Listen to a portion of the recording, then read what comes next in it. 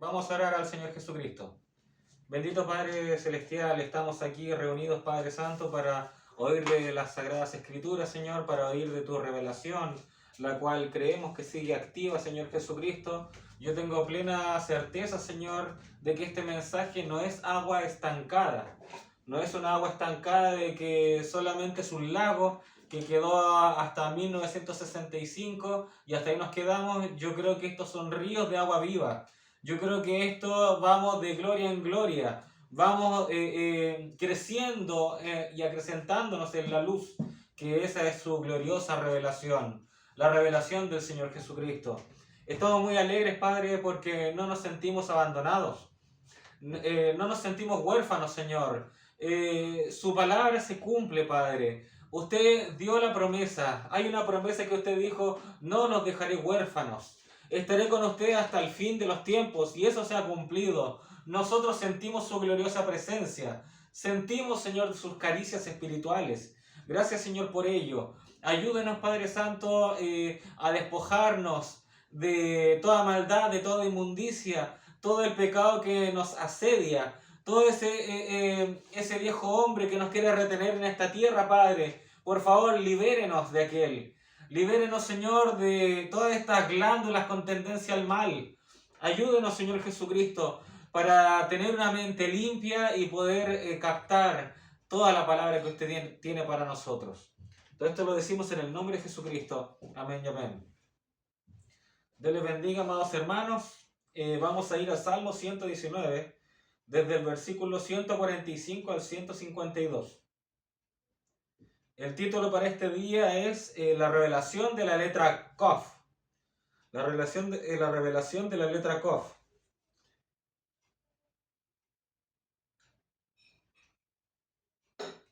Antes del Salmo, del versículo del Salmo 119, antes del versículo 145 aparece un subtítulo, y esa es la letra en la cual David fue inspirado para escribir los próximos 8 versículos.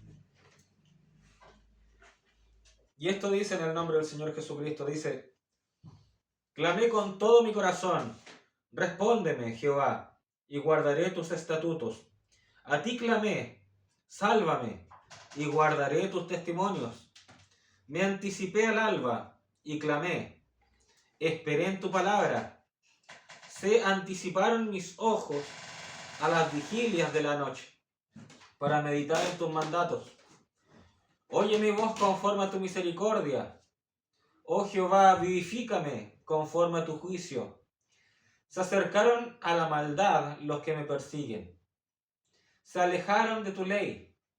Cercano estás tú, oh Jehová, y todos tus mandamientos son verdad. Hace ya mucho que he entendido tus testimonios, que para siempre los has establecido. Que el Señor Jesucristo bendiga su palabra. Amén. En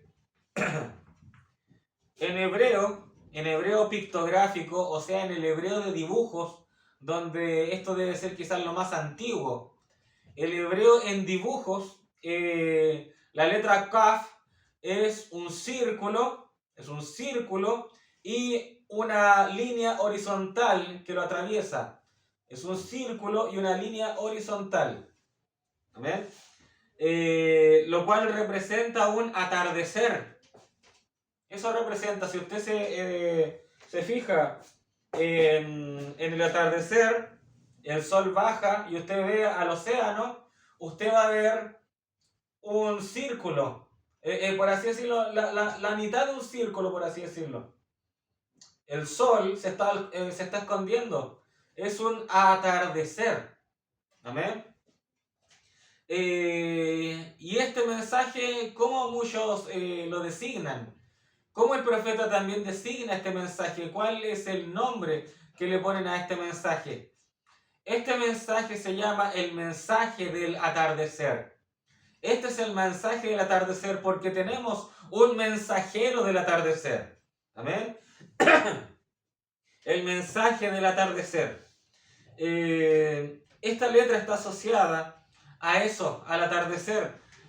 ¿Cuándo se encontró Eliezer y Rebeca se encontraron en el atardecer, porque allí era donde las vírgenes iban a recoger el agua.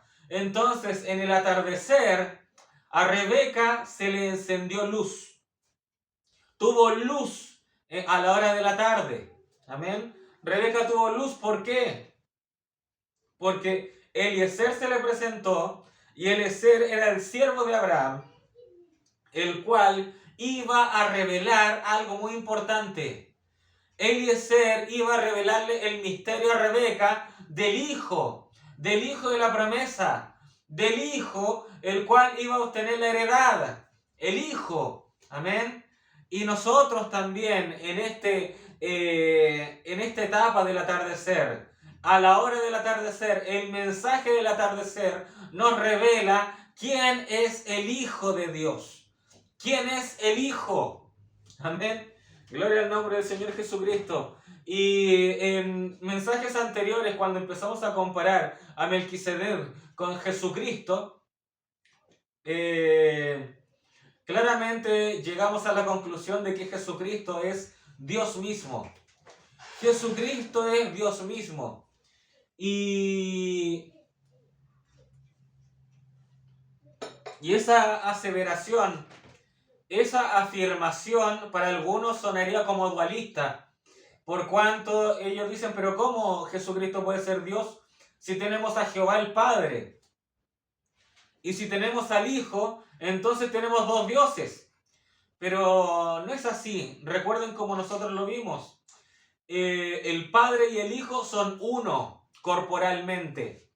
Son uno corporalmente. Porque Pablo dijo, en Él habita, y está hablando en presente, no en pasado ni en futuro. En Él habita toda la plenitud de la deidad corporalmente. Y la palabra habita que es usada ahí en griego, porque en griego es el original que se encuentra en la concordancia de Strong. La palabra habita, la que usa ahí Pablo, significa alojarse permanentemente. Alojarse permanentemente. Eso quiere decir de que el Padre está alojado permanentemente en el Hijo, el cual es Dios visible. El Dios invisible está en Jesucristo, lo cual sería nuestro Dios visible. Amén. Entonces, la paradoja es para este día, y muchos que se dicen creer este mensaje, para muchos, déjeme decirle que para muchos adorar, alabar al Señor Jesucristo está considerado para ellos idolatría. Fíjese qué tremendo. Fíjese qué tremendo. ¿A qué hemos llegado? ¿A qué hemos llegado? Dicen solamente a Dios el Padre, a Jehová se le debe adorar. ¿Y de quién estamos hablando ahí? De los más puros y acérrimos testigos de Jehová.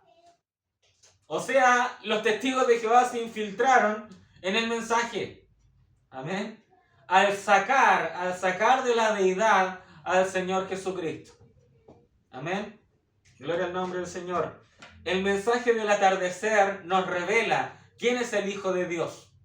Y el profeta en el libro de la exposición de las 7 edades de la iglesia, lo cual es lo más actualizado que podemos tener, es lo más actualizado, por así decirlo, es lo más profundo que hay con respecto a la revelación de las 7 edades de la iglesia. O sea, eso está aún más profundo de lo que el profeta predicó en 1960. Porque el profeta, en el libro que está de 1965, corrigió errores que estaban en el 60 y además incorporó nuevas revelaciones a ese libro. Es lo más actualizado que hay. ¿Y saben qué dijo el profeta en la exposición? El profeta dijo, si usted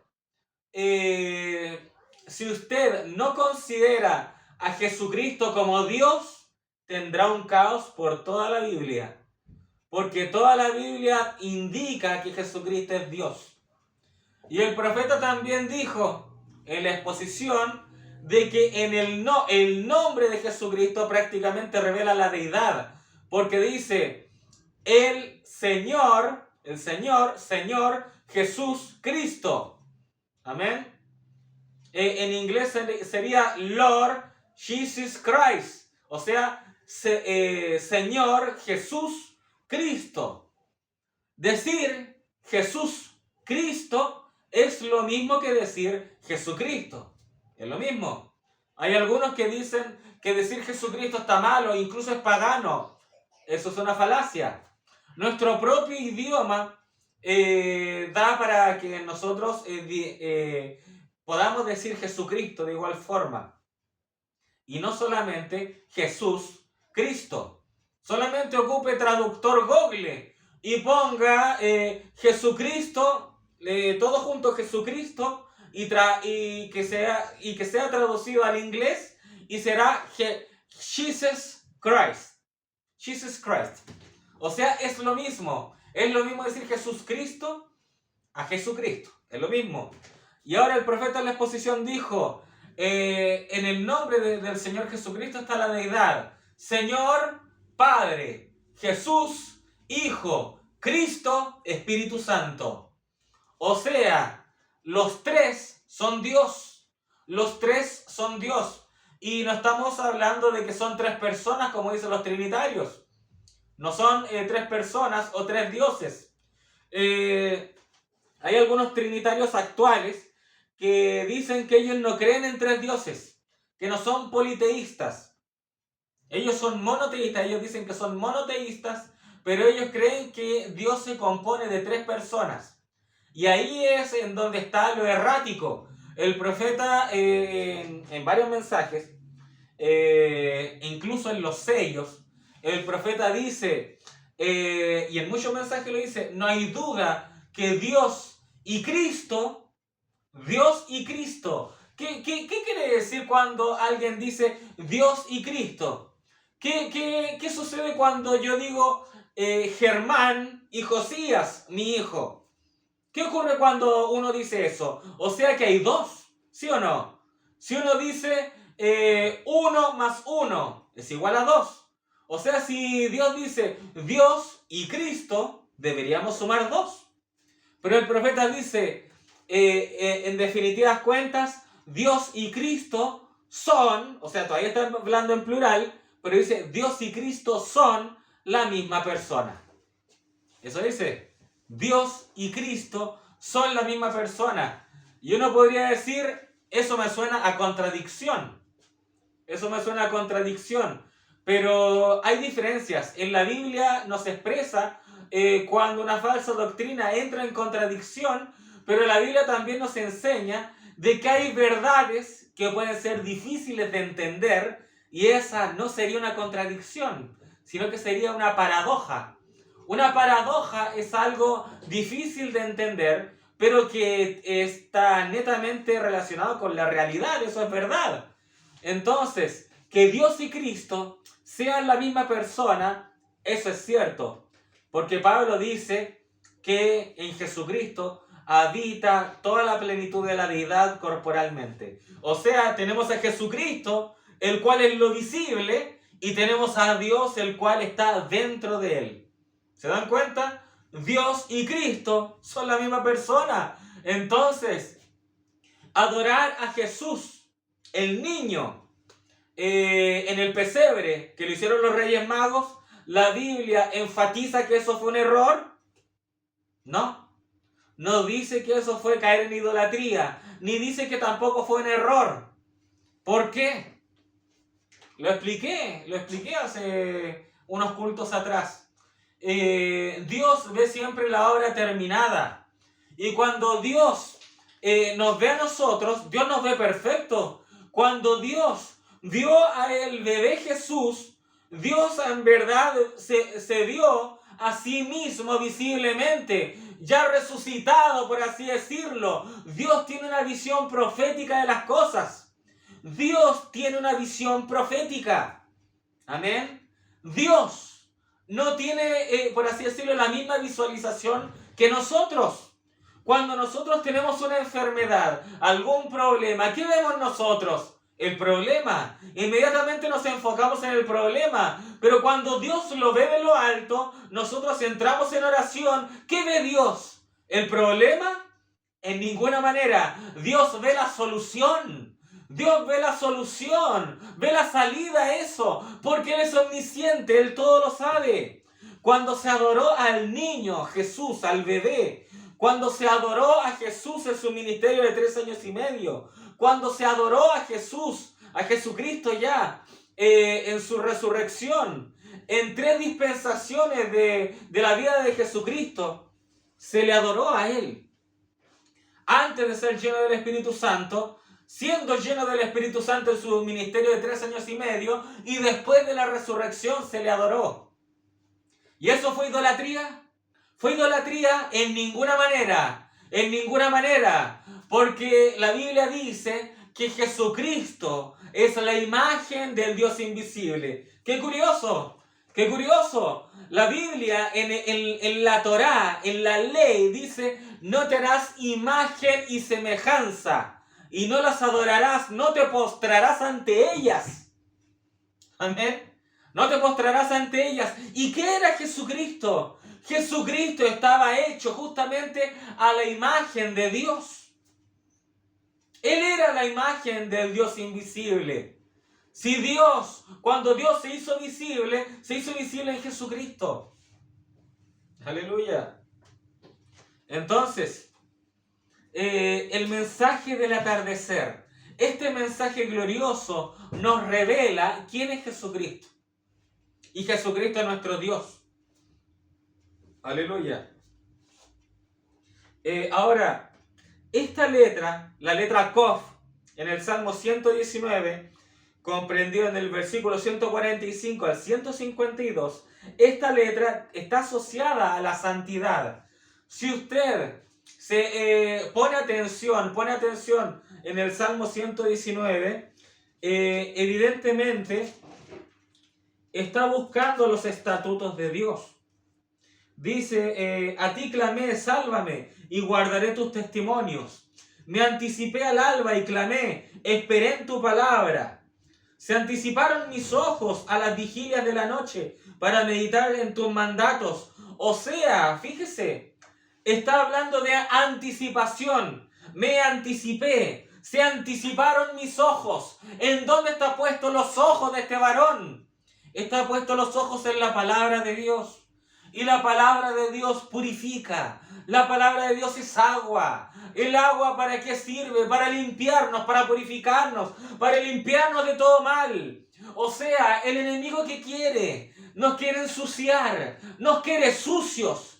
Quiere que nosotros estemos embarrados en delitos y pecados. Y cuando nosotros prácticamente nos empezamos a acercar a la verdad, nos sentimos redarguidos, sentimos que la palabra, por así decirlo, nos corrige, nos golpea, nos disciplina. ¿Y qué ocurre? El enemigo tratará por todas las formas de mantenerte en el error, a pesar de que se te hayan abierto los ojos, a pesar de que reconozcas tu posición. No, pero déjeme decirle, el Señor Jesucristo ve la obra completa. Él a usted no lo ve muerto en delitos y pecados. El Señor Jesucristo lo ve con un cuerpo glorificado. Lo ve ya vencido. Lo ve que usted está venciendo. ¿Por qué? Porque la Biblia dice: el que comenzó la buena obra, Él es fiel para terminarla. Él es fiel para terminarla. Así que si Jesucristo comenzó un trabajo con nosotros, Jesucristo va a ser fiel para meternos a la estatura del varón perfecto, para llenarnos de su Espíritu Santo y ponernos con fe, virtud, ciencia, templanza, paciencia, temor de Dios, afecto fraternal. Él nos dará la corona de la vida. Él nos dará vida eterna. No pienses, estoy dubitativo. ¿Podré lograrlo o no podré lograrlo? ¿Me quedaré aquí? ¿Queda tan poco? Las guerras se están desatando. La inflación está matando el mundo. La sobrepoblación, las pandemias, las enfermedades. Todo esto se está cayendo a pedazos. Las profecías se están cumpliendo.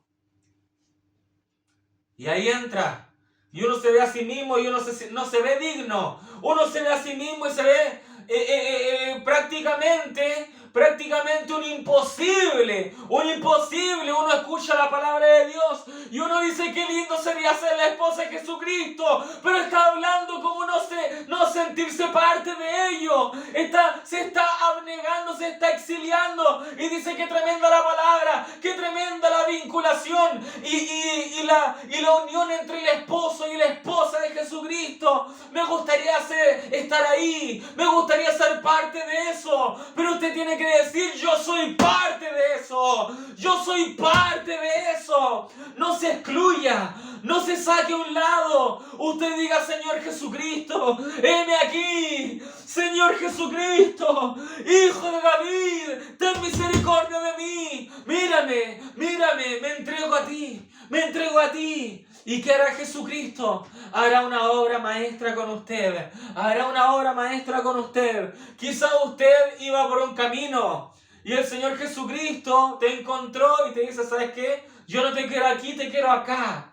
Y puede cambiar toda tu vida. Puede dar un vuelco de toda tu vida. Pero déjeme decirle que si el Señor Jesucristo te está jalando para allá, pues déjate llevar por Él. No te rindas, no te rindas.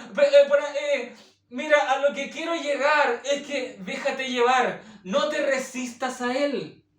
No te resistas a Él, al Señor Jesucristo. Si el Señor Jesucristo te está empujando hacia un lado, usted hágale caso a Él. Y déjeme decirle que los demonios te tratarán de influenciarte para resistirte al llamamiento de Jesucristo.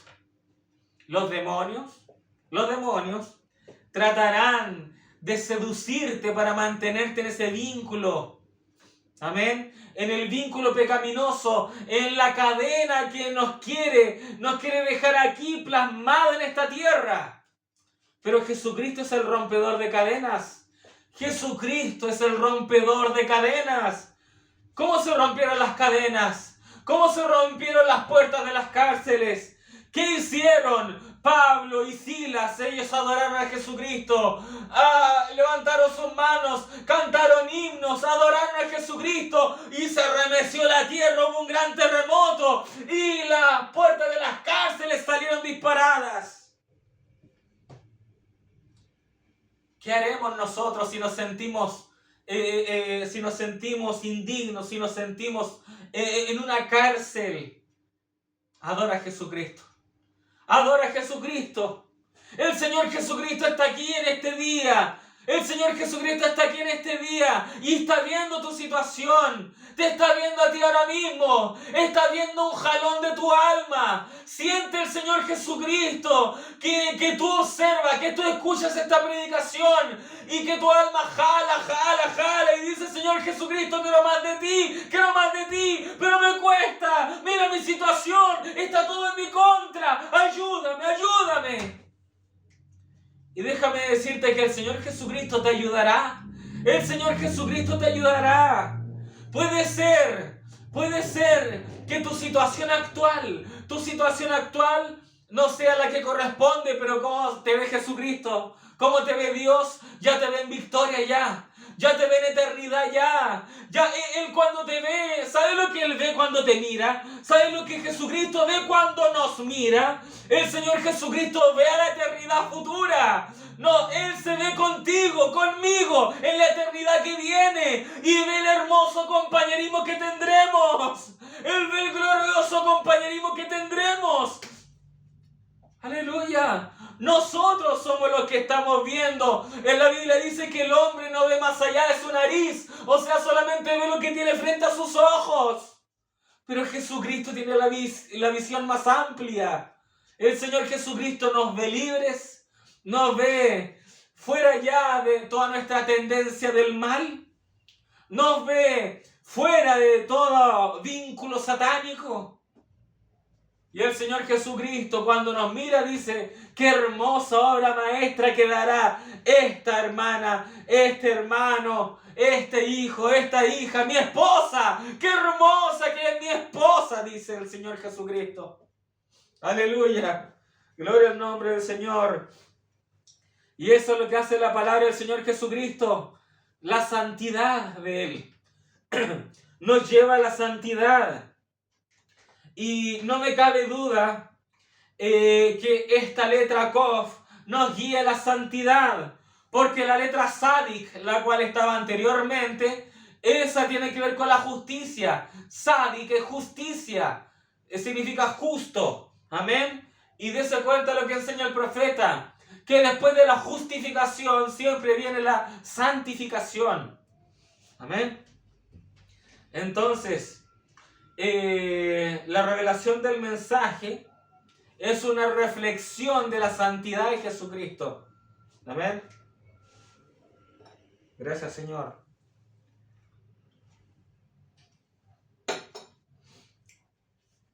Este es el mensaje del atardecer. Y el mensaje del atardecer nos guía a la santidad. El mensaje del atardecer nos guía a ser más como Cristo. El profeta dice que si hay una iglesia que dice ser la novia de Cristo, pero no hace las obras de Cristo, no es la iglesia de Cristo. No es la iglesia del Señor Jesucristo. Hay muchos que pueden decir Señor, Señor, o yo soy cristiano, o yo amo esta palabra, yo amo este mensaje. Pero los frutos dirán quiénes son. Los frutos dirán quién es quién. Amén. Y déjeme decirle, yo sé que ni usted ni yo, ninguno de nosotros somos unos santos. Todos tenemos problemas. Todos tenemos problemas, dificultades. Y hay algunos problemas, pecados, que son tanto visibles como invisibles. Hay algunos que me pueden ver a mí, quizás en algún momento molesto, o que me he enojado. Y alguno puede opinar, este hermano quizás tiene este problema, tiene poca paciencia, etc. Pero déjeme decirle que eso es algo visible. Eso es algo visible. O sea, hay cosas, tanto suyas como mías, que hay pecados que son ocultos. Hay pecados que son ocultos para el mundo. Para los demás, mejor dicho, o sea, que los demás no lo ven. Pero están ahí.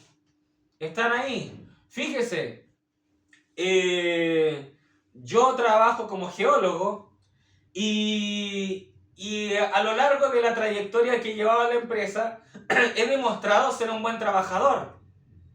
Ahora, mi superior, el gerente, está colocando, por así decirlo, a uno de sus amigos, a un geólogo que es amigo de él, y lo está poniendo, por así decirlo, contemporáneo conmigo, o sea, en la misma atmósfera, en el mismo vínculo, etcétera, etcétera. Y como es amigo de él, lo más probable es que en un tiempo que venga, él sea que pueda liderar, por así decirlo, yo creo.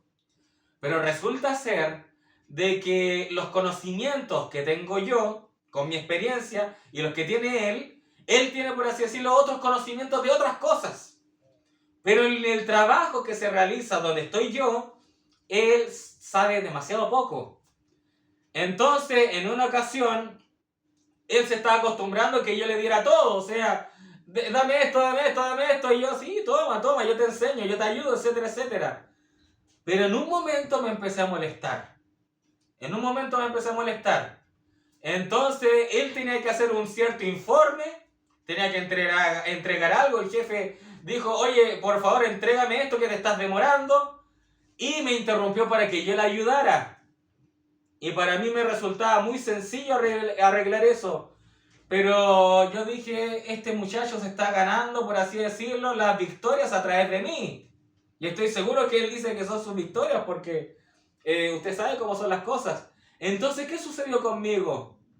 Yo me estaba tratando de demorar de darle la respuesta a él. Me estaba demorando. Y yo decía, sí, eso te impide terminar tu trabajo. Ya, qué tremendo, mira. ¿Sabes qué? Vamos a ver cómo se hace. Pero yo estaba demorando el tema para que prácticamente él como que se esforzara un poco. Pero después algo vino en mi interior. Algo vino en mi interior y Y yo no le dije, no sé hacerlo, no te puedo ayudar. Pero alguien me dijo, ¿sabes qué? Como que en tu actitud estás mintiendo. Porque algo que podría liberar así, lo estás dilatando. Entonces yo le dije, ¿sabes qué? Hace esto y está listo. Mira, te voy a mandar esto, toma. Y le pasó y, muchas gracias, y lo solucionó. Pero ¿se dan cuenta? Lo que, ¿qué estaba sucediendo conmigo ahí? A mí me estaba entrando una raíz de amargura. Me estaba entrando o quizás un rasgo de envidia al ver quizás la amistad entre mi jefe y él o algo por el estilo. Y me estaba entrando algo que no quería ayudar a la otra persona. Pero ¿qué dice la Biblia? Tenemos que ayudar. A pesar de que tengamos a un enemigo al lado, a pesar de que usted en el trabajo tenga a alguien que lo denigre, que lo vitupere, que invente chismes a usted, etcétera, etcétera, que usted, si usted le dice, por favor, ayúdame, y esa persona te dice, ¿sabes que estoy muy ocupado? Arréglatelas como podáis. Y si al día siguiente esa persona nos viene a pedir ayuda, ¿nosotros deberíamos responder de la misma forma? No deberíamos responder de la misma forma. Deberíamos decirle, sí, te ayudo. Vamos, te ayudo. Ahora, mi carácter es decir sí. Mi carácter es decir sí. ¿Sabes qué? Ayer yo te pedí ayuda y no me ayudaste. Pero yo, como actúo correctamente, te voy a ayudar. O sea, te estoy enseñando cómo se hace. O sea, yo soy, por así decirlo, del estilo de cumplir, pero también le rostro, oye, te equivocaste. O sea, hay que decirle también las verdades a la gente. O sea, nosotros tenemos que ser mansos, pero no tenemos que ser... hay una rima que no quiero decirla también, que rima con manso. Pero no hay que ser, por así decirlo, que no siempre nos pasen a llevar. Tenemos que hacernos respetar, pero también tenemos que siempre brindar ayuda. Tenemos que siempre brindar ayuda. ¿Por qué? ¿Qué ocurre? Hay una mala interpretación con respecto al cristianismo, en cuanto al cristianismo. Si alguien por así decirlo, estamos en nuestra casa y alguien de la nada, a las 9 de la noche, por así decirlo, nos dice, oye, ¿sabes qué? Estoy en tu ciudad y me voy a alojar en tu casa. Voy para allá. ¿Eso está bien o está mal? O sea, ¿qué pasa si uno le dice, ¿sabes qué? Lo siento, no puedo porque no puedo atenderte. Estoy con mi esposa, mis hijos, no tengo otro lugar donde alojarte, lo siento, no puedo. Inmediatamente esa persona va a decir, ¡ah! Dice que eres cristiano y la Biblia dice que tienes que ser hospedador. Fallaste a la Biblia, pecador. Eso no está correcto. No está correcto. ¿Por qué? Porque el decir no quiere decir que estamos, por así decirlo, incumpliendo un pecado. O sea, yo diría, ¿sabes algo? Había mucho tiempo para ponernos de acuerdo o algo por el estilo. Yo tengo mis principios cristianos también, que no me gusta compartir la misma casa que estoy con un extraño, con alguien que veo poco y nada, y que la comparta con mi esposa. No comparto eso. Y no es que sea mal hospedador, pero tengo una pieza y otra. O sea, a lo que voy es que nosotros podemos darnos a respetar. Sí podemos darnos a respetar. Amén. Pero si podemos brindar ayuda, hay que brindarla. Hay que brindarla. Yo he conocido a parejas jóvenes del mensaje. Parejas jóvenes del mensaje que quizás por el tema de que son juventudes, quieren entablar amistad con jóvenes cristianos también. Ellos dicen, hermanos, tengamos compañerismo en mi casa, invite usted a su esposa y vengan y nos quedamos en mi casa, etcétera, etcétera. Déjeme decirle que así comienza el adulterio. Ojo, así comienza el adulterio. Cuando se toman esas decisiones de no hay problema, vente cuando quiera, alojamos. No hay ni un problema con que se tomen una once, que compartan de la palabra, no hay ni un problema, pero cuando llegue la hora, cada uno para su hogar. ¿Por qué? ¿Por qué? Porque el diablo es muy malo. El diablo es muy malo. Y al diablo, déjeme decirle, no le interesa edad. No le interesa así de, pero si este hermano es tan agradable, se ve tan santo, esta hermana se ve calladita, no tiene un muy buen carácter, nunca caería en algo así. Déjeme decirle que el adulterio, hasta los más callados y tranquilos han entrado al adulterio. Amén. Entonces, nosotros deberíamos tener, por así decirlo, una moral cristiana. Deberíamos tener un comportamiento cristiano y por así decirlo, anticiparse a los hechos. No es que uno sea un mal pensado, no es que uno diga, es que soy un desconfiado de ti. No, tenemos que anticiparnos a los hechos por causa de la realidad que ha ocurrido. O sea, si ha ocurrido en esa familia, entonces tenemos que sacar estadísticas. A ver, ¿qué es lo negativo? Esto es lo negativo. Esto fue lo negativo. ¿Qué ocurrió? Esas dos familias eran amigas, iban a campamentos juntos, se quedaban uno en la casa del otro y resultó ser que se dio un intercambio de pareja en algún momento y eso está mal. Hay que anticiparnos a los hechos. O sea, que un hermano soltero y una hermana casada e incluso que no esté casada, que esos dos hermanos, incluso que haya un compañerismo de hermanos, pero ellos dos están hablando apartados solos, eso no es correcto. No es correcto. Si un hermano está interesado en una hermana, se tiene que conversar eso. Se tiene que conversar. Estoy hablando de hermanos solteros. Se tiene que conversar. Un hermano soltero tiene que andar conversando con una hermana casada, los dos solos, por así decirlo, que apartados o algo por el estilo. Eso no corresponde. Eso no corresponde. ¿Amén? ¿Por qué? ¿Por qué? Porque nosotros tenemos que cuidarnos de nuestras propias acciones y también tenemos que cuidarnos del ojo maligno del enemigo. Entonces nosotros no podemos estar de boca en boca porque si se da esa escena de una mujer casada o un hombre casado hablando, una mujer casada con un joven soltero o un hombre casado hablando con una hermana soltera, apartados, inmediatamente alguien va a ver eso y va a decir, oye, está media rara la situación ahí, y eso ya da para un mal comentario. Un pastor, un diácono, cualquiera, no puede hablar con una hermana a solas. No puede. ¿Amén? ¿Por qué? Porque ya ha estado probado a través del tiempo que eso trae como consecuencia adulterio. Adulterio. Eso se ha dado. Se ha dado. Amén.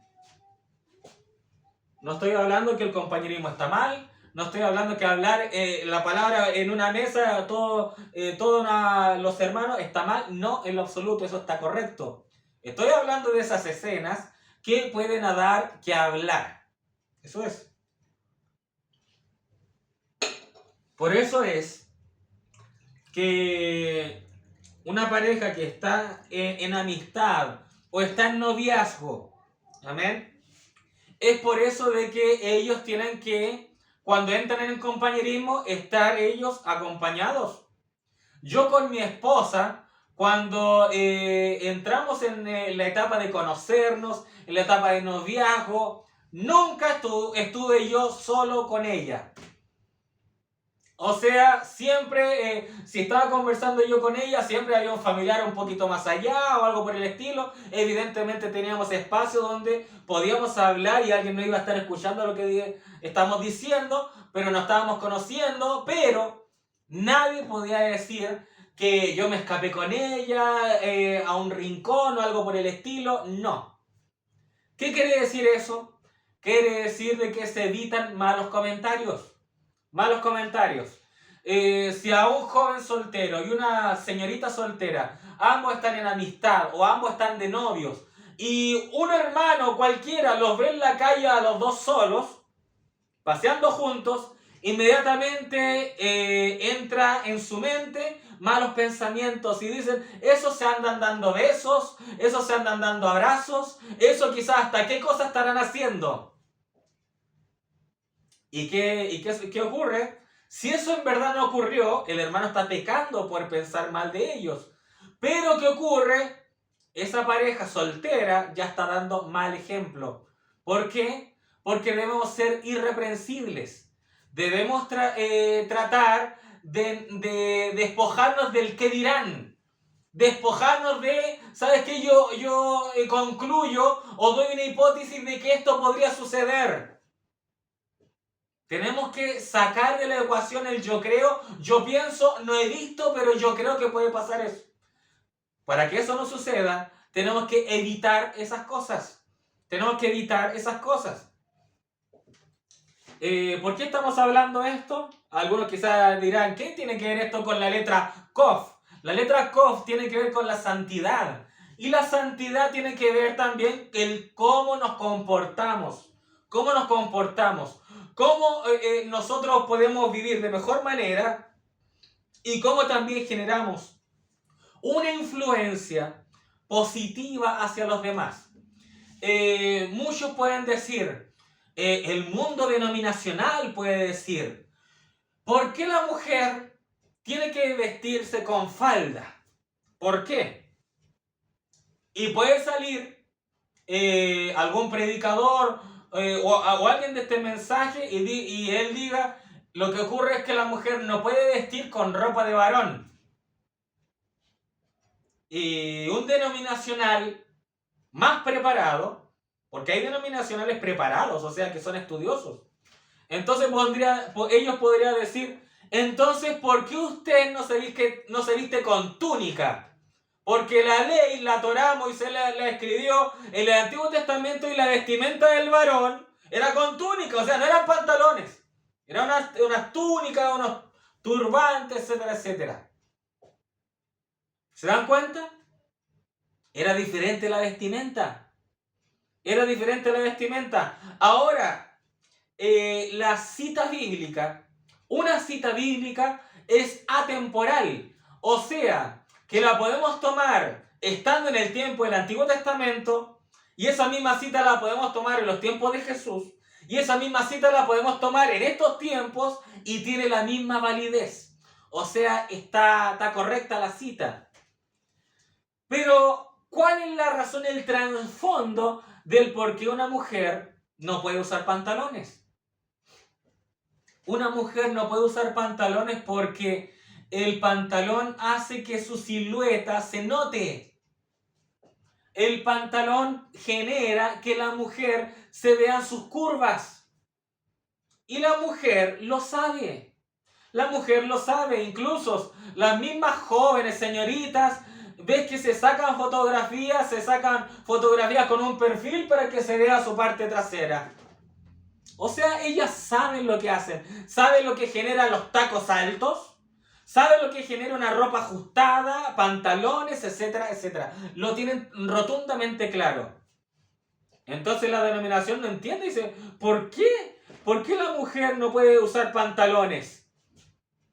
Un hombre denominacional, ¿por qué una mujer no puede usar pantalones? Y ese mismo que está diciendo no puede, ¿por qué no puede usar? Ese mismo hombre el que anda viendo los traseros de las hermanas de la propia iglesia. Él mismo se responde. Él mismo se responde. Esa es la razón. La mujer se torna llamativa. Y lo que es llamativo sexual para una mujer, eso ya estaría mal. Esa es la razón por la cual una hermana no puede usar pantalones. Es para no generar provocación. Porque el Señor Jesús dijo, si alguien ve a una mujer y la codicia, ya adulteró con ella. Es como que ambos ya estuvieron estando en un acto sexual. Es lo mismo. Imagínese una mujer provocativa, totalmente apretada, mostrando mucha piel. ¿Con cuántos hombres se ha acostado en una hora que fue a comprar algo al mercado? Imagínense. Imagínense la estadística. Y estamos hablando de una hora. Imagínense todos los días del año. Entonces esa es la razón. Esa es la razón por la cual una mujer no tiene que resaltarse de ciertas cosas, etcétera, etcétera. No puede usar cosas transparentes, etcétera, etcétera. Y las mujeres dicen, pero nos están atacando a nosotros, ¿y qué de los hombres? Pues claro que sí. Los hombres no pueden vestir ropa ajustada.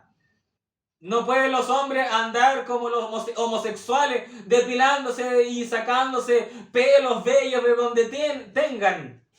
Un hombre tiene que ser varonil. Un hombre tiene que tomar postura varonil. Un hombre no puede estar con los pantalones caídos o algo por el estilo. No puede andar usando esas poleras musculosas mostrando más piel de lo debido. No corresponde. Usando poleras apretadas, ajustadas, eso es de homosexuales.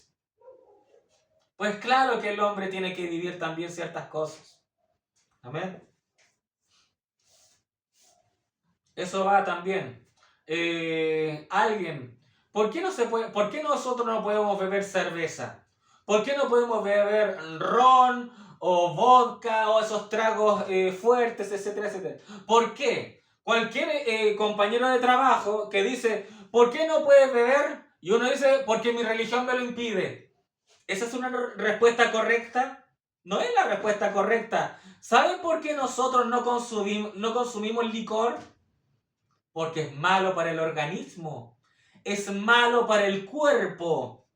O sea, cuando alguien fuma, cuando alguien consume alcohol, etcétera, etcétera, ¿qué está haciendo? Se está matando a sí mismo. Y déjeme decirle, el que se mata a sí mismo, el que comete suicidio, es como Judas, el hijo de perdición. Y esto es muy poco comentado. Es muy poco comentado. Porque muchos ministros también padecen de sobrepeso. Pero déjeme decirle que alimentarse de mala forma también estás matando tu cuerpo. Si tú te alimentas de mala forma, te puede dar diabetes. Si tú te alimentas de mala forma, ¿qué te puede dar? Te puede dar problemas al corazón. Puedes tener un paro cardíaco por no comer bien. Si uno no hace ejercicio, es malo para el cuerpo. O sea, se dan cuenta, o sea, tantos psicólogos, todos esos videos que hacen en redes sociales o algo así, vive una mejor vida, etcétera, etcétera. Todo eso ya está en la Biblia. Todo eso ya está en la Biblia. Las personas que viven una vida sana, etcétera, etcétera. No es que ellos se lo hayan imaginado o que por ser doctores o algo por el estilo, por ser profesores, dan esos consejos. Si uno estudiase la Biblia, se daría cuenta de que todo eso que dicen que es positivo para el cuerpo, todo eso está en la Biblia. En la Biblia nos señala alimentos que pueden ser perjudiciales para nosotros. Todo eso lo enseña la Biblia. La Biblia nos dice, no daos al mucho vino. ¿Qué quiere decir eso? No seas un borracho. Y ahora ahí entra la gran...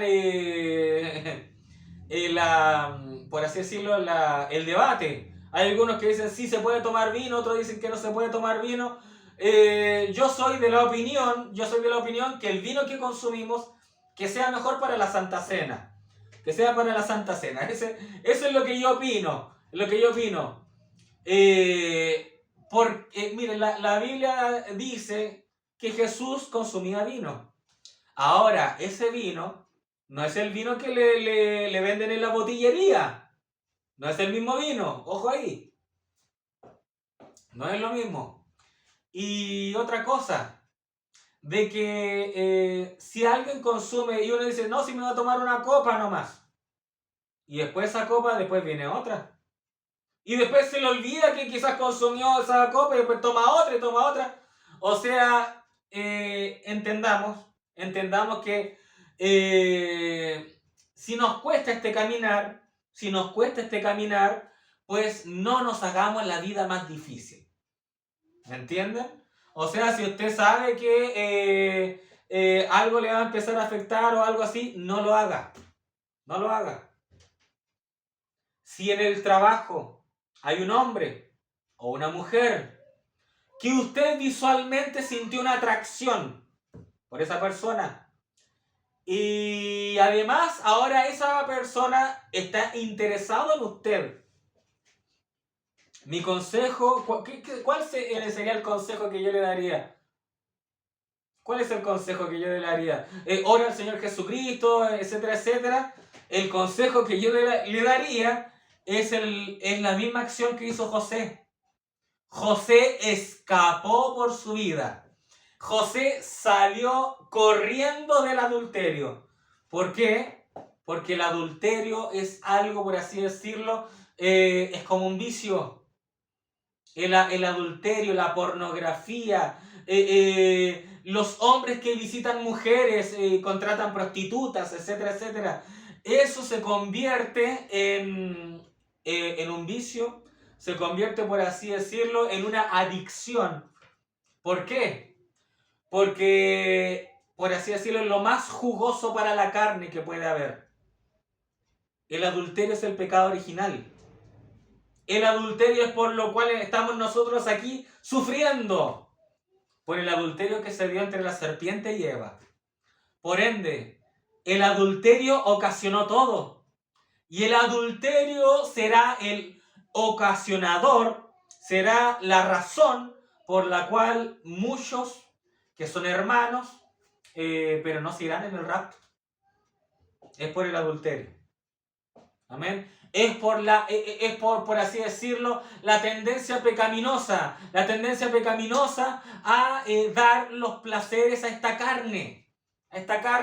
¿Usted cree que consumir drogas no es placentero para el cuerpo?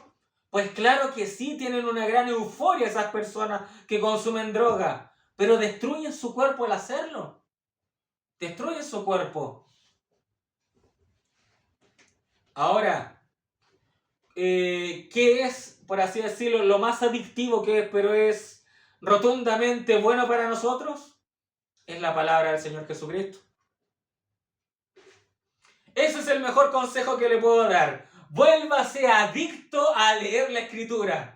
Vuélvase adicto, o sea, léala en el trabajo, léala antes de acostarse, lea en el día, lea cualquier cita, si tiene alguna duda con algo, búsquelo en la Biblia.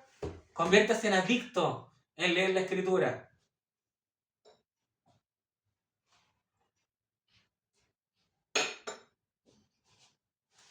Nuestra iglesia tiene cosas tanto positivas como negativas. Y una de las cosas negativas, y esto lo digo no porque yo les haya vigilado a cada uno de ustedes o a alguno de ustedes, no lo digo por eso porque yo no sé qué vive usted en su vida. No lo sé. No pago a un detective para ir y que los investigue o algo así. Pero si voy a decir esto ahora es por algo. Nuestra iglesia tiene cosas tanto positivas como negativas. ¿En qué está fallando nuestra iglesia? Es en la carente oración y es en el carente estudio que tiene cada uno de la palabra del Señor.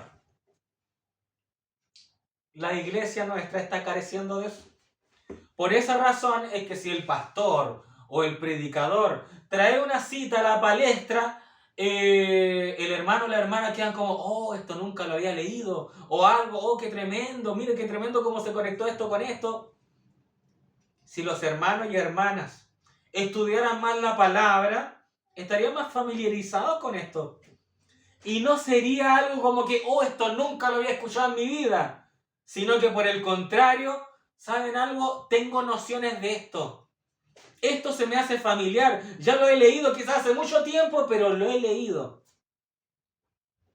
Estoy dando la clave de la falencia de nuestra iglesia. Hay poca oración y poca lectura de la palabra. O sea, poco estudio propio está habiendo. Razones, afanes de la vida, trabajo, estrés, enfermedad, lo que sea. Pero deben reconocer de que cuando alguien tiene un tiempecito libre, ¿en qué lo ocupa? En quizás ver alguna película, quizás ver algo en la televisión, alguna noticia, o algo entretenido, o algo que entretenga, algo que sea un entretenimiento pasajero, pero que nos deje vacíos.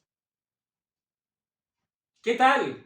¿Qué tal si, como hay tiempo para todo, qué tal si al menos dividimos las porciones?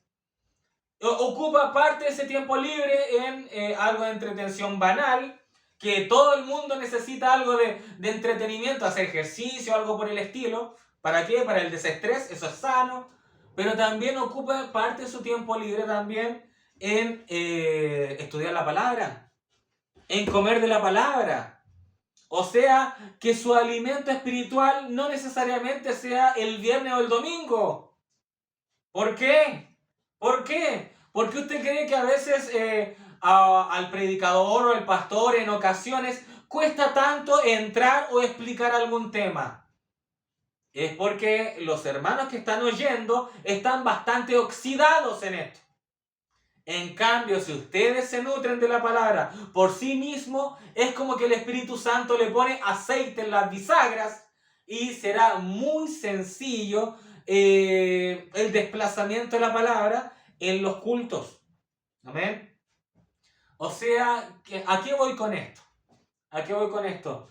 Que cuando se entra en mayor oración y cuando se entra en mayor estudio en la palabra, no es el pastor o no son los líderes de la iglesia los cuales empujan la iglesia, sino que ahora es todo el cuerpo de la iglesia los cuales están empujando el carro o nuestras vidas, por así decirlo. Cuando un pastor o los líderes de la iglesia tienen que empujar a la iglesia, es porque la iglesia está llena de asnos. Los asnos, cuando ellos se cansan, se sientan y no hay forma de hacerlos avanzar. ¿Amén? No quieren avanzar.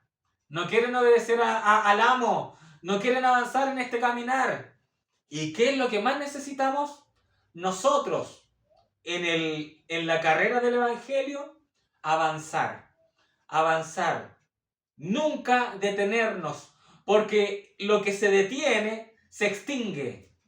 El que se detiene, el que está estático, el que vive la estática, eso se extingue. Amén.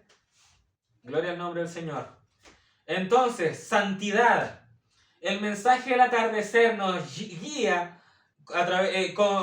por medio del Espíritu Santo, nos guía a la santidad.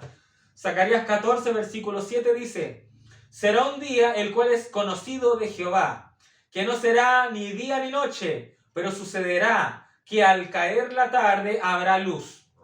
El profeta relacionó esta cita con este tiempo con respecto al mensaje del atardecer. Al caer la tarde habrá luz. Esa es la revelación de esta actualidad.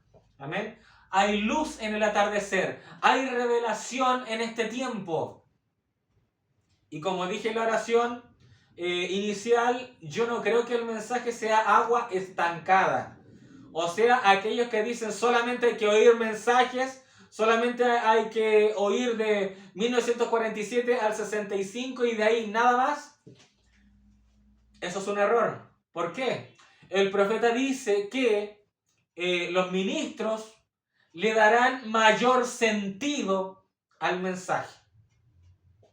Eso dice el profeta. Mayor sentido, ¿qué es eso? Sentido está hablando en una connotación incluso hasta puede decir geológica. Una brújula me puede dar la dirección y el sentido.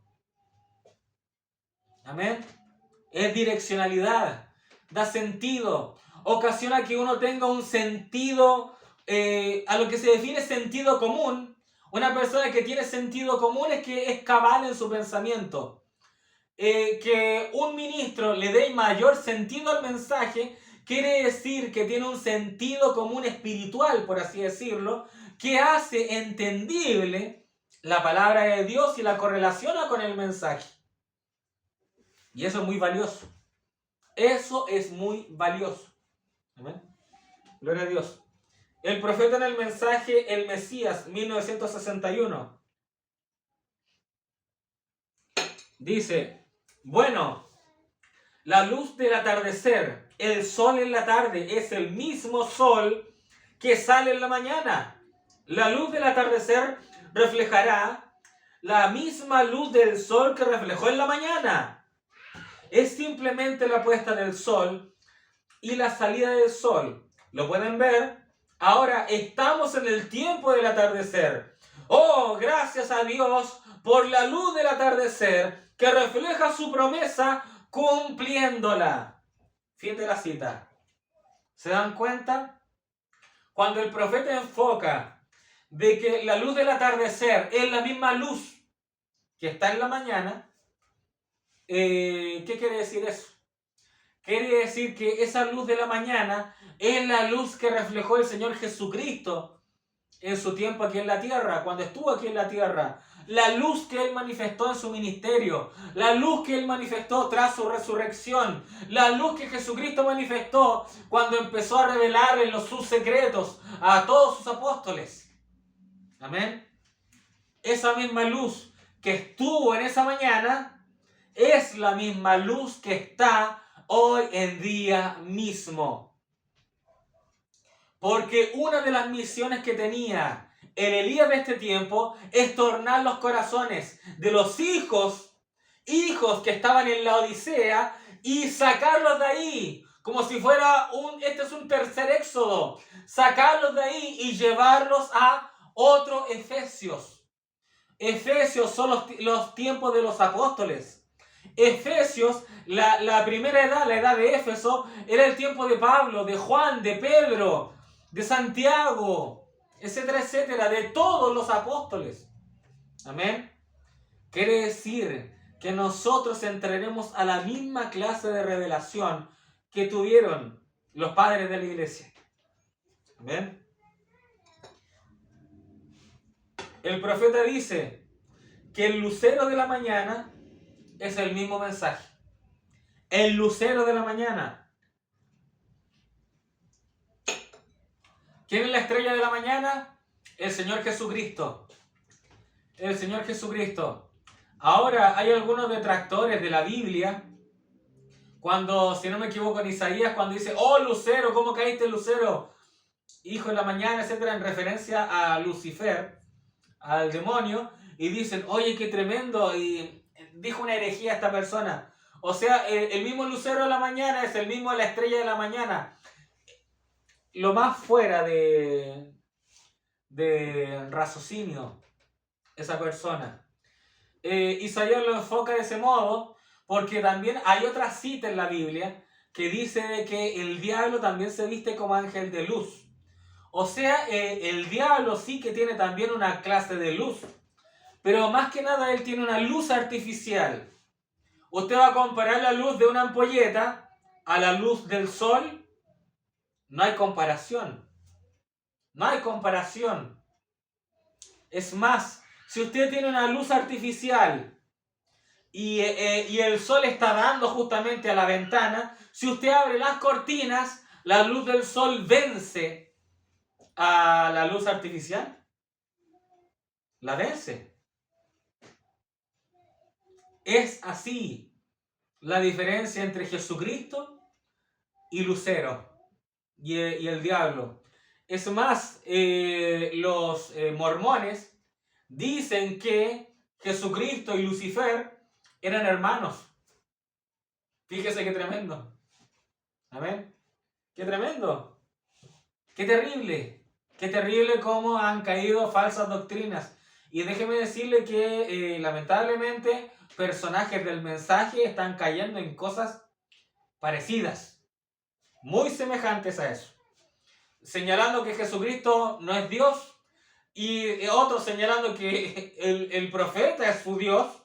O sea, cosas pero totalmente sacadas de cabalidad. Ahora, la palabra de Dios nos guía a la santidad, lo cual eso genera separación. El profeta predica las aguas de la separación. O sea, debemos separarnos ¿de qué? De nuestros instintos carnales. Debemos separarnos ¿de qué? De la amistad las amistades del mundo. Debemos separarnos ¿de qué? De falsas doctrinas, de paganismo. Debemos separarnos de las personitas que nos restan y juntarnos con los hermanos y hermanas que nos suman para nuestra vida espiritual. O sea, si hay una persona que me guía a ser, por así decirlo, liviano, o yo no puedo llevar a esa persona a la santidad, más bien yo soy influenciado para estar a ese nivel, entonces esa amistad o ese familiar incluso no te conviene. No te conviene. Déjeme decirle, ustedes pueden tener muchos familiares, pero si ese familiar a usted lo guía a deshonrar al Señor Jesucristo, usted puede decir, ¿sabes qué? Compórtate o hasta aquí llegamos. O sea, el Señor Jesucristo es nuestra prioridad. El Señor Jesucristo es nuestra prioridad. O sea, si viene un familiar y dice, bueno, tú me dices que me sienta como en mi casa, voy a poner música vulgar a todo lo que da en tu casa porque me siento como en mi casa. No, no, no. No, no, no. Aquí se respeta. Aquí se respeta. Este es un hogar cristiano y usted respete eso. No sé si me doy a entender. No sé si me doy a entender. O sea, no podemos reemplazar o poner por delante a un familiar, a alguna amistad o lo que sea, y deshonrar al Señor Jesucristo por causa de ellos. Ahora, si nosotros estamos en algún trabajo, es imposible estar separados de ellos. O sea, va a haber interacción sí o sí. Ahí lo que tenemos que pedir al Señor es ayudarnos para no caer al nivel de ellos. Eso es tremendo. Porque en algún trabajo es imposible ahí evitar a la persona. Es imposible. Y déjeme decirle de que usted puede decir, yo me pongo liviano por culpa de él. O yo me pongo furioso o me causa enojo por culpa de ella. O de este o de aquel, etcétera, etcétera. Pero déjeme decirle que no es así. Usted es el problema. Usted es el problema. Déjeme decirle que yo mismo lo comprobé. Lo mismo yo lo comprobé.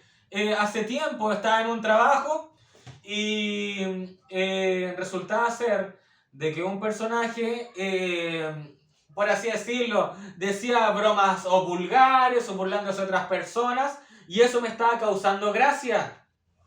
Y yo empecé a decir a Dios, Señor, ayúdame porque esto no corresponde. ¿Qué ocurrió? El Señor me enseñó algo. El Señor me enseñó de que esa persona cometió un error a la semana y lo desvincularon. Lo expulsaron del trabajo inmediatamente. ¿Pero qué ocurrió? Llegó otra personita, quizás con otras bromas, otras clases de bromas, y yo me di cuenta, me estoy poniendo liviano, de igual forma, pero no era ese otro. Ahora es otra persona. Entonces ahí Dios me dio a entender, el problema eras tú. Porque tú no has cambiado esta parte de tu forma de ser. ¿Se dan cuenta? Esto va para todos los casos. O sea, ahora yo acabo de dar un ejemplo mío que sucedió hace años atrás, pero esto puede servir para usted en todo ámbito. O sea, esta persona me hace enojar, o esta persona me hace decir esto, o esta persona me hace responder de esta forma. No es en verdad la persona que lo hace hacer. Si usted lo dice, usted lo hace, es por causa de usted. Porque si usted le empieza a culpar al otro por sus acciones, está cometiendo el mismo error que cometió Adán y Eva. Adán y Eva. O sea, cuando pecó el hombre, Dios dijo, oye Adán, ¿qué te pasó? ¿Por qué hiciste eso? ¿Y saben prácticamente la respuesta que le dio Adán? Si tú nunca me hubieses dado la mujer, yo nunca hubiese fallado. ¡Ah! La mujer que me diste, Señor. ¡Ajá! Ya se vio la raíz de maldad en el hombre. No reconoció, por así decirlo, sí, Señor, yo me equivoqué. Fui yo. ¿No? ¿No? O sea, prácticamente, Señor, fue tu culpa. Tú me la diste y por causa de que tú me la diste, yo pequé. Ahora Dios fue ante la mujer. Mujer, ¿qué pasó? ¿Qué te ocurrió? Bueno, la serpiente me engañó. O sea, en otras palabras, ¿para qué creaste la serpiente? Si no lo hubieses creado, nunca hubiese caído. ¿Se dan cuenta cuando se demuestra una simiente corrompida? Una simiente corrompida no acepta sus propios errores. Siempre anda tratando de justificarse de mala forma y es decir, no es que fue por culpa de ese, fue por culpa de ella, etcétera, etcétera. Y eso está reflejado también en su propia vestimenta. La Biblia dice de que ellos se hicieron delantales con hojas de higuera. Y esa palabra delantales, si uno se va a la concordancia de Strong, también habla de, en referencia a coraza. Ellos se acorazaron, por así decirlo, se estaban protegiendo de Dios. O sea, estaban viendo como que Dios era prácticamente un enemigo. Fíjese qué tremendo. ¿Por qué razón creen que Adán huyó? ¿Por qué creen? Señor, yo me escondí porque tuve miedo. Fíjese, así actúa una naturaleza corrupta, corrompida. Actúa mal y además no quiere darle la cara a Dios. ¿Se dan cuenta? Pero el mensaje nos guía a la santidad y nos ayuda a comportarnos de buena forma y a asumir nuestros errores. A asumir nuestros errores. Gloria al nombre del Señor Jesucristo. Gálatas capítulo 5, versículo 16 al 26. Lo vamos a leer. Ya que mencionamos que teníamos una falencia en cuanto a leer la palabra, vamos a aprovechar eso y vamos a leer. Entonces, Gálatas capítulo 5, del 16 al 26, dice así en el nombre de Jesucristo, dice: digo pues, andad en el Espíritu. Y fíjese ahora, es todo lo que hemos predicado. Y no satisfagáis los deseos de la carne. Porque el deseo de la carne es contra el Espíritu, y el del Espíritu es contra la carne. Y estos se oponen entre sí, para que no hagáis lo que quisierais. Pero si sois guiados por el Espíritu, no estáis bajo la ley. Y manifiestas son las obras de la carne, que son adulterio, fornicación, inmundicia, lascivia, idolatría, hechicerías, enemistades, pleitos, celos, iras, contiendas, disensiones, herejías, envidias, homicidios, borracheras, orgías y cosas semejantes a estas, acerca de las cuales os amonesto, como ya os lo he dicho antes, que los que practican tales cosas no heredarán el reino de Dios. Mas el fruto del Espíritu es amor, gozo, paz, paciencia, benignidad, bondad, fe, mansedumbre, templanza. Contra tales cosas no hay ley. Pero los que son de Cristo han crucificado la carne con sus pasiones y deseos. Fíjese qué tremendo. Sus deseos, su tendencia carnal tiene que ser crucificado. Tiene que morir. Dice Pablo, si vivimos por el Espíritu, andemos también por el Espíritu. No nos hagamos vanagloriosos, irritándonos unos a otros, envidiándonos unos a otros. Qué tremendo lo que dice Pablo. Hebreos capítulo 12, versículos 12 al 14, dice: por lo cual levantad las manos caídas y las rodillas paralizadas, y haced sendas derechas, para que vuestros pies, para que lo cojo no se salga del camino, sino que sea sanado. Seguid la paz con todos y la santidad, sin la cual nadie verá al Señor. Fíjese, y la santidad, sin la cual nadie verá al Señor. Ahora esto ya lo explicamos. Tenemos un Señor, un Dios. Y si la Biblia dice al Señor o a Dios, nadie lo ha visto, nadie le verá jamás, ¿cómo la Biblia nos dice que seamos santos para ver al Señor? Es porque si vemos a Jesucristo, vemos a Dios. Está clara la palabra. La Biblia no se contradice. Los paganos, los ateos, son expertos lectores de la Biblia tratando de buscar, por así decirlo, contradicciones o algo por el estilo. Si alguien no tiene revelación, hallará contradicciones. Pero si hay alguien que tiene revelación, esta Biblia fluye y no hay contradicción alguna.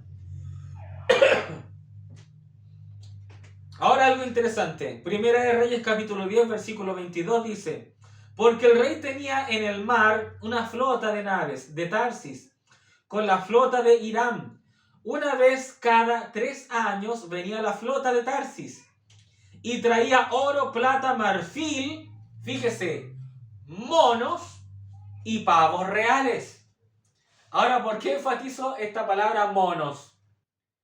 Porque esta palabra monos en el original, en hebreo, es kofim. Y estamos hablando de la letra kof. Y kofim es monos. Eso quiere decir que otra traducción de la letra kof es mono. Ahora, ¿por qué? ¿Por qué? ¿Cuáles son las actitudes de los monos? Déjeme decirle que los monos son bastante promiscuos. Los monos, los chimpancés, etc. Hay unos monos que se llaman los monos bonobo o algo por el estilo, y que dicen científicamente, los científicos dijeron, estos son los monos más relajados. ¿Por qué?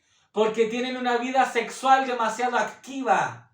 Y ellos andan de sexo tras sexo, sexo tras sexo, y etcétera, etcétera. Fíjese qué horrendo. Qué horrendo es. Una vida animal. Pero déjeme decirle, esa vida animal por lo visto ha trascendido a los animalitos seres humanos. O sea, los animalitos seres humanos, es más, hay personajes de este mensaje que por causa del mensaje casamiento y divorcio, ellos toman como conclusión de que se puede ser polígamo, que la poligamia está bien, está correcta. Y yo hablé con esa persona y yo le dije, ¿sabe qué? Eso está mal, lo que usted está predicando está mal. Y él dice, pero fíjese en esta cita del profeta. Y el profeta dice, declara y dice, después de la caída se instauró la poligamia. Entonces él dice, ¿se da cuenta? ¿Por qué después de la caída un hombre puede tener muchas mujeres? Y en la naturaleza se ve eso. O sea, un gallo, muchas gallinas. Un león, muchas leonas. Un gorila, muchas gorilas hembra. Un toro, muchas vacas. O sea, en la naturaleza se da. Y yo dije esto mismo, en la naturaleza se da eso. Pero se da en los animales. Entonces yo le digo, si usted quiere tener muchas mujeres, entonces bueno, felicite lo buen animal que es usted. Porque usted está actuando como los animales, ¿sí o no? Está actuando como los animales. O sea, un gallo, un león, etcétera, etcétera, cualquier bestia, es igual que usted entonces. Si usted quiere tener esa misma naturaleza animal. Pero resulta ser que la naturaleza que nos da el Espíritu Santo nos saca toda bestialidad. Nos saca toda naturaleza animal. ¡Aleluya! Gloria al nombre del Señor. Entonces, Kof tiene una traducción que significa monos. Y ahí queda en evidencia lo que la trascendencia de por qué esta letra Kof busca la santidad. O sea, los monos tienen desórdenes sexuales. En santidad nosotros dejamos todo comportamiento animal. Ahora, la letra Kof también significa nuca o cerviz. Nuca o cerviz. En la lengua fenicia, perdón, esta letra Kof en fenicio es Kop, lo cual significa nuca. De ahí se saca esa traducción. En fenicio y en hebreo, por así decirlo, se relacionaron. Hay ciertas relaciones con los idiomas. Por ejemplo, Aleph para los griegos es el mismo alfa. Bet, la segunda letra del hebreo, es la misma para el griego, que es beta. Gimel, la tercera letra hebrea, es la misma para los griegos que la gama.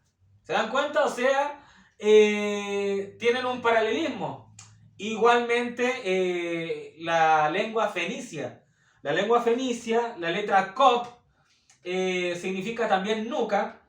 Y, o sea, es el equivalente a Kof, esta letra hebrea. Entonces vamos a analizar esto un poco más adelante, pero primero ahora nos vamos a enfocar en el número de la letra hebrea. El número de la letra de esta letra hebrea, de la letra Kof, es el 100. El 100. Amén. Y Sara obtuvo el hijo de la promesa a los 90 años, pero Abraham tuvo el hijo de la promesa a los 100 años. Amén. Lucas capítulo 15, versículo 4 dice: ¿qué hombre de vosotros teniendo 100 ovejas, si se pierde una de ellas, no deja las 99 en el desierto y va tras la que se perdió hasta encontrarla? ¿Se da cuenta? Esta parábola nos indica, por así decirlo, nos indica la cualidad del número 100. El número 100 significa completo, 100%, totalidad.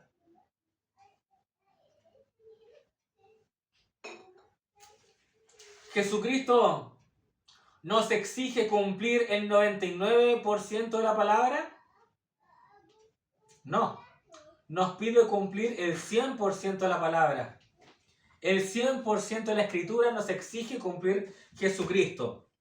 Es por eso que el Señor Jesucristo, aquí como el buen pastor, tuvo que dejar las 99 e ir tras esa única que quedaba ahí. ¿Por qué? Porque son o 100 o nada. El Señor Jesucristo lo quiere todo. Todo. Por eso el Señor Jesucristo dice: ninguno de los míos se extraviará. Todo lo que ha dado mi Padre, todo lo que me ha dado mi Padre, yo no perderé nada, dice el Señor Jesucristo. O sea, el Señor Jesucristo tiene una totalidad, 100%. El Señor Jesucristo en su predestinación tiene contabilizado a cada uno de los creyentes. En donde quiera que esté este creyente, el Señor Jesucristo lo encontrará y lo traerá a la palabra. Amén. Y puede ser que algunos de esos creyentes estén como en suspenso, por así decirlo, de que en un momento haya participado de este mensaje o de la iglesia y después, como el hijo pródigo, se haya desviado. Pero ¿qué ocurrió? De una u otra forma volvió a la casa de su padre, ese hijo pródigo. ¿Qué nos quiere decir esa parábola? ¿Qué nos quiere decir esa parábola? En un tiempo estuviste perdido, pero ahora has encontrado el camino. ¿Qué nos quiere decir esa parábola? Nos quiere decir que hay una predestinación para nosotros no perdernos. Ahora, para algunos eso podría sonar algo calvinista. A los calvinistas le tienen el sobrenombre salvos siempre salvos, lo cual hay algunos que sacan de contexto. O sea, hay algunos que dicen: eres salvo, y una vez que eres salvo puedes hacer la vida que tú quieras. O sea, puedes emborracharte, drogarte, ir a fiestas, etcétera, etcétera, porque de todas maneras hay una predestinación y serás salvo igual. Eso no es. De eso no se trata. La Biblia también dice: por sus frutos los conoceréis. Amén. Pero ¿qué ocurre? Nosotros creemos en predestinación. Creemos en predestinación. Y la Biblia ya nos da una enseñanza al respecto. Pablo dice que Dios en el vientre vio a Jacob y a Esaú. Y Dios dijo: a Jacob amé y a Esaú aborrecí. Y Pablo dijo: aún ellos no hacían ni bien ni mal. Pero Dios amó a Jacob y aborreció a Esaú. ¿Por qué Dios podía hacer eso? Pablo dijo: ¿hay injusticia en Dios? En ninguna manera. Dios tiene misericordia de aquel que quiere tener misericordia. ¿Qué ocurrió? La Biblia dice, en Salmos dice, que la misericordia va desde la eternidad y hasta la eternidad. Y Pablo dice: tendré misericordia con quien quiera tener misericordia. Por ende, si Dios tuvo misericordia desde la eternidad con esas personas especiales, los escogidos, esa visión se mantiene hasta la otra eternidad. La misericordia va desde la eternidad y hasta la eternidad. Amén. Entonces, ¿qué quiere decir? Cuando la gente critica a ese título, salvo, siempre salvo, es porque dicen, tú puedes ser un liviano e igual irte al cielo, sí, porque soy salvo. Ahí están aplicando mal la palabra, entonces. No es así.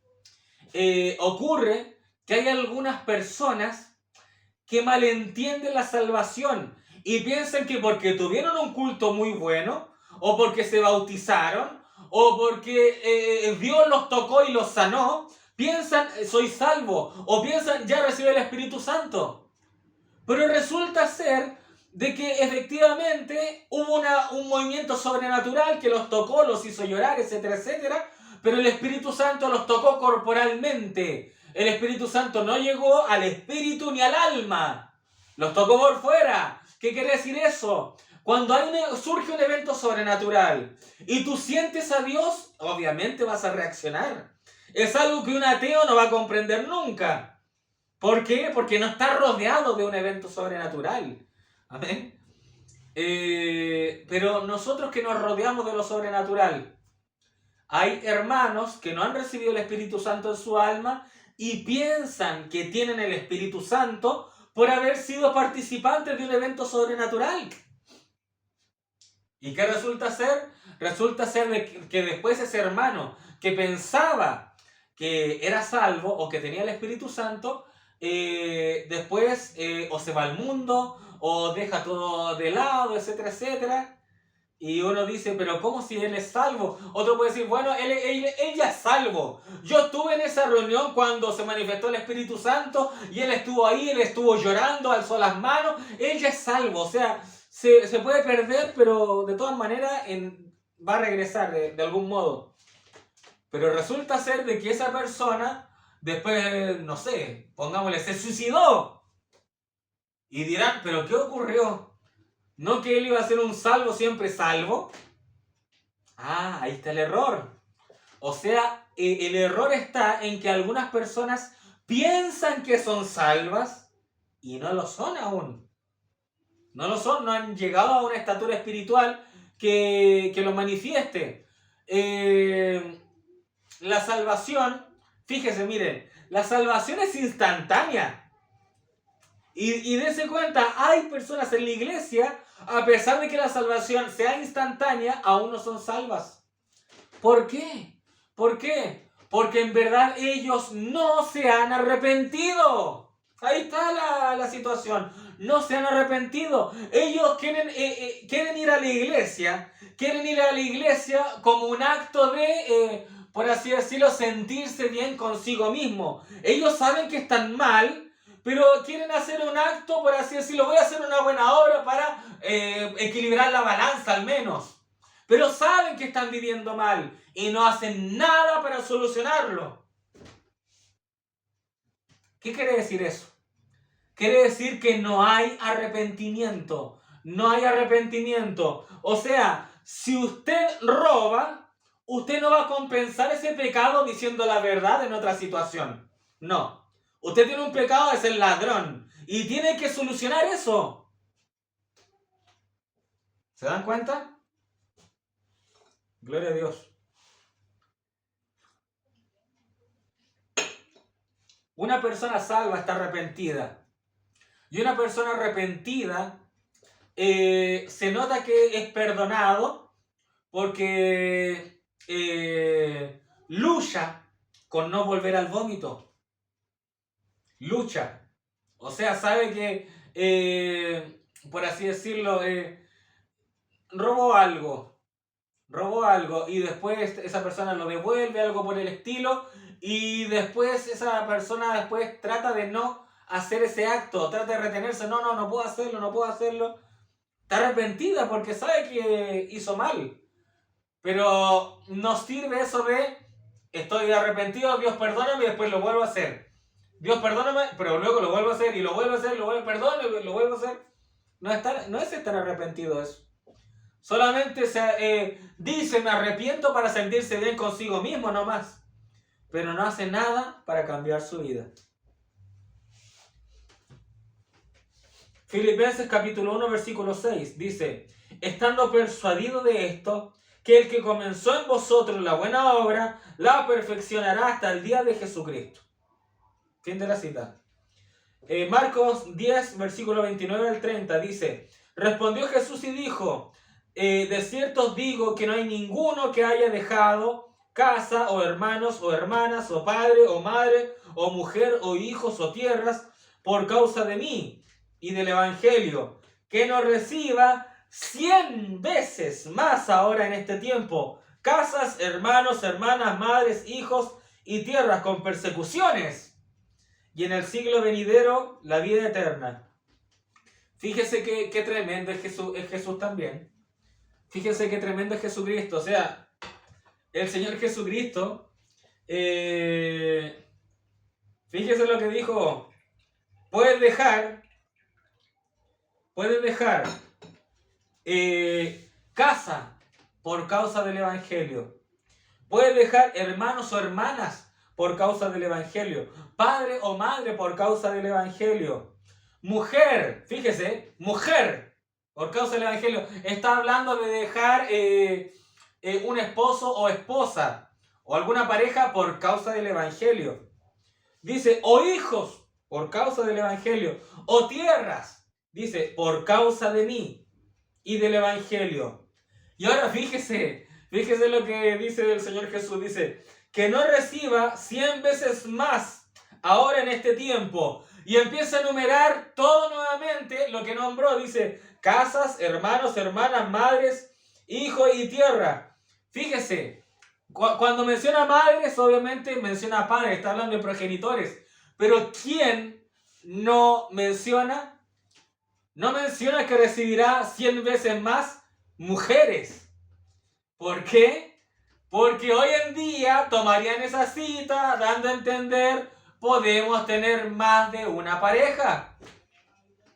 O sea, Jesucristo estaba aquí hablando de una forma espiritual.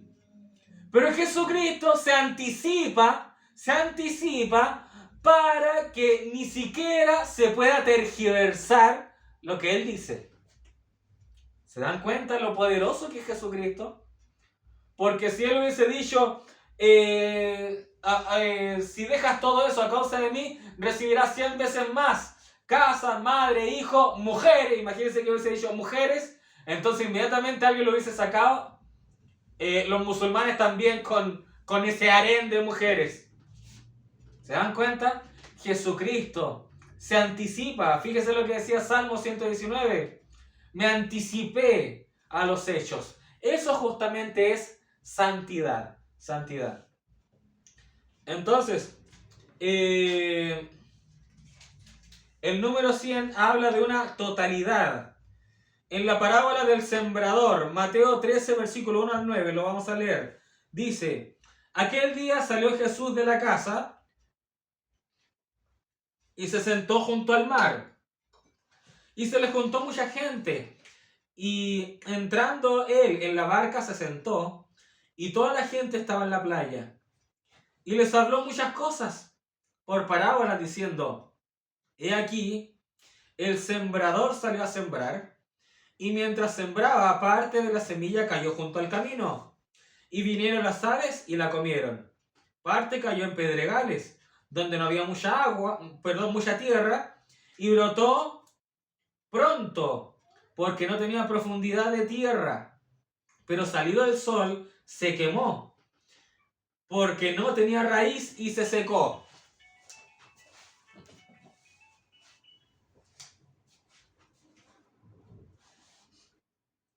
Y se secó. Y parte cayó entre espinos, y los espinos crecieron y la ahogaron. Pero parte cayó en buena tierra. Y fíjese ahora lo que dice. Y dio fruto, ¿cuál? A 100, ¿cuál? A 60 y ¿cuál? A 30 por 1. El que tiene oído para oír, oiga. Amén. Fíjese. ¿Cuál? Al 100 por 1. Dar fruto al 100 por 1. Eso es especial. Proverbios capítulo 17, versículo 10. Dice, la reprensión aprovecha al entendido, más que 100 azotes al necio. ¿Se dan cuenta? El necio para entender necesita una totalidad, 100 azotes para entender. Eclesiastés capítulo 6, versículo 3 dice, aunque el hombre engendrare 100 hijos y viviere muchos años, los días de su edad fueren numerosos. Si su alma no se sació del bien y también careció de sepultura, yo digo que un abortivo es mejor que él. Fíjese qué fuerte, qué fuertes palabras.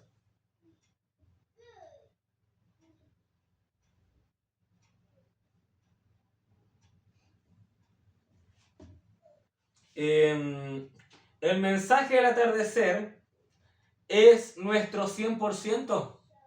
El mensaje es nuestro 100%. Hay algunos que buscan otras luces. Están mal. Pero ojo, que nuestro 100% es eterno. Eso quiere decir que la luz que entregó el profeta es una semilla. Pero una semilla trae fruto y empieza a crecer un árbol y crece un árbol. ¿Se dan cuenta?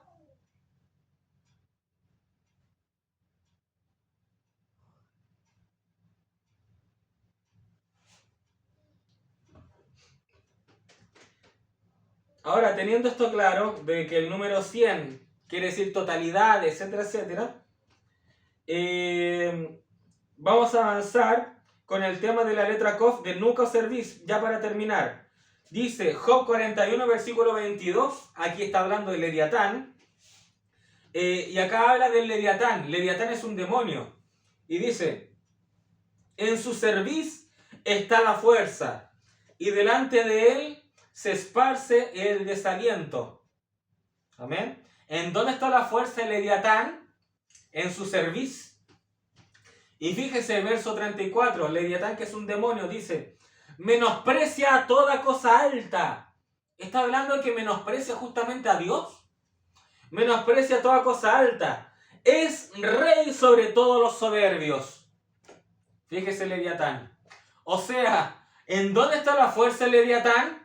En su cerviz. ¿Y qué significaba Kof? Nuca, cerviz. ¿Qué otra cosa significaba Kof? Monos. ¿Qué quiere decir entonces esta letra Kof? Tú dame toda tu naturaleza animal, por así decirlo. Dame el viejo hombre. El corazón duro de piedra, dámelo. Y yo lo tornaré un corazón de carne. Duro de piedra, endurecimiento de corazón. Amén.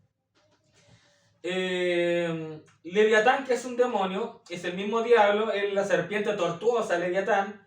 Dios, y fíjese, Dios tiene sus vasos con los cuales actuar, y déjeme decirle que el diablo, Lucifer, también tiene sus vasos. O sea, el Leviatán, por así decirlo, es como un vaso que usa también Lucifer. Es un demonio. Y este Leviatán concentra su fuerza en la cerviz. Amén. ¿Por qué concentra su fuerza?